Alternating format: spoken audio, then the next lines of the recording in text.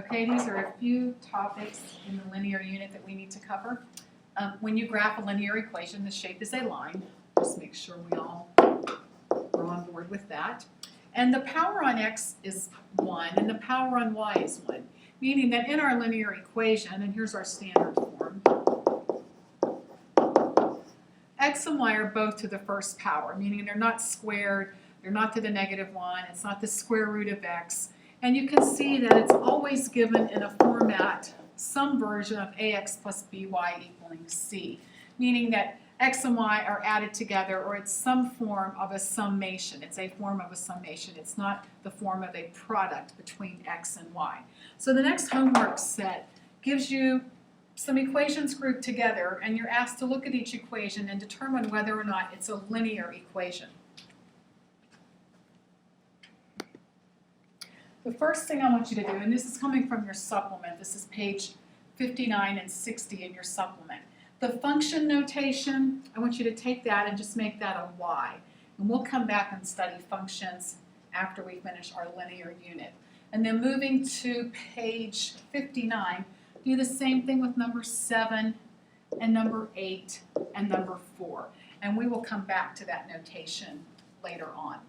So the object is, look at each equation that's given and determine whether or not it's linear. So number 1, y equaling 23, that's a linear equation. That is a that's a horizontal line running through the y-axis. So this is a yes. Looking at number 2, well, it's a version of y equals mx plus b. B's missing, but it still represents a linear equation. Looking at number 3, though, y equals 5 over x. If I think of that in exponential terms, this x is to the power of -1 in number 3. So number 3 is not a linear equation because I have the x in the denominator of a fraction. And then number 4, I have a product right here. It's 5xy. X and y are being multiplied together. That is not linear. Look at the problems on page 59 using the same logic that I just went through. Look at each equation and determine whether or not the equation represents a line, a straight line. Is it a linear equation? If you graphed it, would you get a line? Okay, the next topic to make sure that everybody understands, the difference between solutions to a single variable equation and an equation with 2 variables.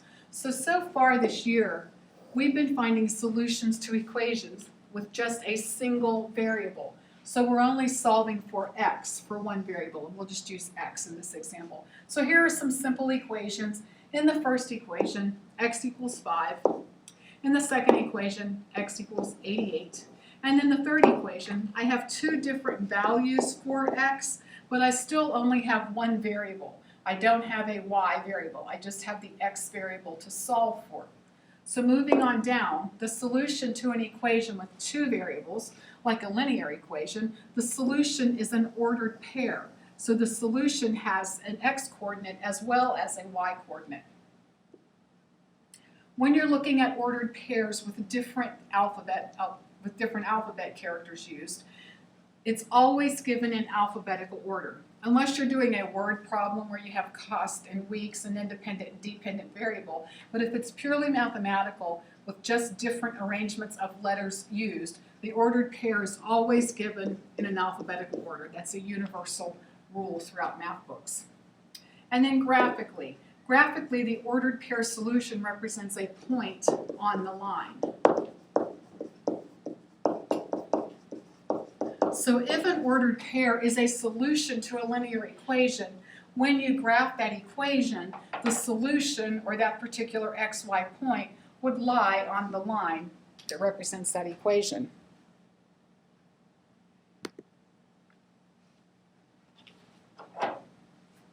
Here you're given a linear equation, and you're given 4 ordered pairs, and you're asked to determine which of these ordered pairs are solutions for this linear equation. And you make your substitutions. Just test each ordered pair in the equation itself. Here's a y, and here's an x, and a y. and make your substitution. So let's test point A. If I make my substitutions, is that a true statement? Is 2 plus 4 equal to 6? And the answer is yes. So this is a solution. Moving to point B. Is that true? Is negative 1 plus 4 positive 3? That's true, so this is a solution to the equation. Moving to point C.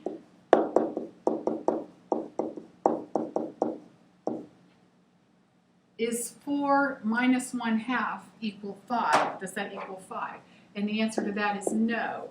So this is not a solution to this linear equation. And then finally, point D.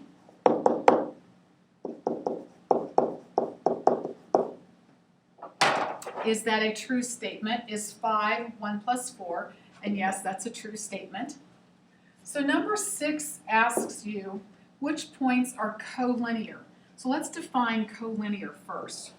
Collinear refers to points that lie on the same line.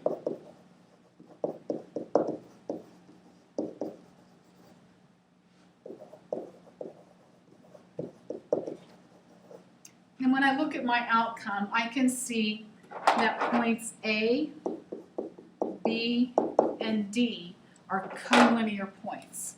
Now let's graph this line, and we'll see that the points actually do fall on the line.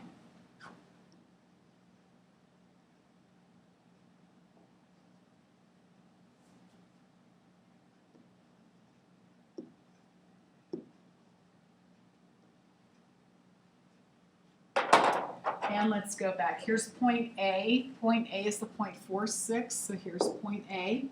Point B is negative 2, positive 3. Here's point B. Point D is positive 2, positive 5.